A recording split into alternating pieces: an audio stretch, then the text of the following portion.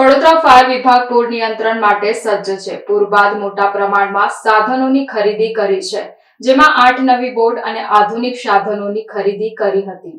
વડોદરા શહેરે ગત વર્ષે ભારે વરસાદ અને પૂરનો સામનો કર્યો હતો, જેના પગલે અનેક વિસ્તારો પાણીમાં ગરકાવ થયા હતા અને નાગરિકોને મોટું નુકસાન થયું હતું. આ પરિસ્થિતિને ધ્યાનમાં રાખીને રાજ્ય સરકારે વડોદરામાં પૂર નિયંત્રણ અને વિશ્વામિત્રી નદીના સંવર્ધન માટે 1200 કરોડ રૂપિયાની ફાળવણી કરી છે. હાલ નદીને ઊંડી અને પહોળી કરી તેની વહન ક્ષમતા વધારવાની કામગીરી ચાલી રહી છે. આ ઉપરાંત વડોદરા મ્યુનિસિપલ કોર્પોરેશન દ્વારા પૂર સામે તાત્કાલિક તૈયારી માટે નોંધપાત્ર પગલાં લેવામાં આવ્યા છે. વધુ 8 બોટ ખરીદવા માટે દરખાસ્ત રજૂ કરવાની યોજના બનાવી વડોદરા ફાયર વિભાગને 16 બોટની માંગણી કરી હતી, જેમાંથી 8 નવી બોટ ફ્લડ લાઇટ સહિતના આધુનિક સાધનોથી સજ્જ કરવામાં આવ્યો છે. વડોદરા ફાયર વિભાગે 16 બોટની માંગણી કરી હતી, પરંતુ સ્થાયી સમિતિએ 8 બોટને મંજૂરી આપી છે, જે હાલ પાણીગેટ ફાયર સ્ટેશન ખાતે રાખવામાં આવી છે. આ સાથે વિભાગે આગામી સમયમાં વધુ 8 બોટ ખરીદવા માટે દરખાસ્ત રજૂ કરવાની યોજના બનાવી છે, જેથી દરેક ફાયર સ્ટેશન પર 2 બોટ ઉપલબ્ધ હોય અને પૂરની કોઈ પણ પરિસ્થિતિમાં તાત્કાલિક પહોંચી શકાય.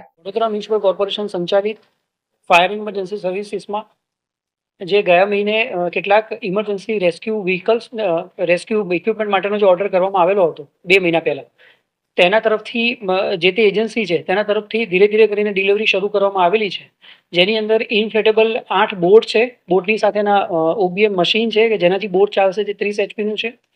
એની સાથે જે અંદર 6 જણની કેપેસિટીની સાથેની જે બોટ છે, તો એ લોકોને પહેરવા માટેના જેકેટ છે. એ લોકોને રેસ્ક્યુની કામગીરી સપોઝ કરવાની થાય છે, અથવા તો બોટની કામગીરી દરમિયાન કોઈને બચાવવાનું થાય છે, તો એના માટે ઇમરજન્સી પોઈન્ટ ઓફ વ્યૂ જે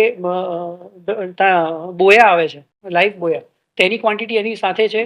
પ્લસ સપોઝ જ્યારે પાણીનો પ્રવાહ વધારે હોય છે અને એ વખતે કોઈની કોઈ વસ્તુ ત્યાં જો પાણીમાંથી ટકરાઈને જે તે અંદર વ્યક્તિ બેઠેલા જેને વાગે નહીં અને એને હેડ ઇન્જરી ના થાય, તેના સેફ્ટી પોઈન્ટ ઓફ વ્યૂ ત્યાં સેફ્ટી હેલ્મેટ તેમ કહીને અલગ અલગ કીટ આપેલી છે.